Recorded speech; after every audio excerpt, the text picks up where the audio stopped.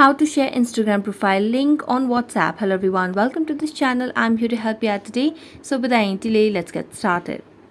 So first of all, launch the Instagram application on your device and make sure that you're logged into your account. Now as you're logged into your account on Instagram, tap on your profile at the bottom right corner of the screen. Now you can see the option of share profile at the top, so simply select on share profile and you'll be able to see the three options where you can share profile, copy the link and download. So if you want to share the Instagram profile, you can simply tap on share profile and it will give us different options as a pop-up. So all we have to do is simply select on a particular option.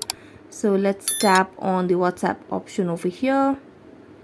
And as we tap on WhatsApp, it will lead us to the WhatsApp application. So make sure that you are logged into your account and then simply select on any profile that you want to send to.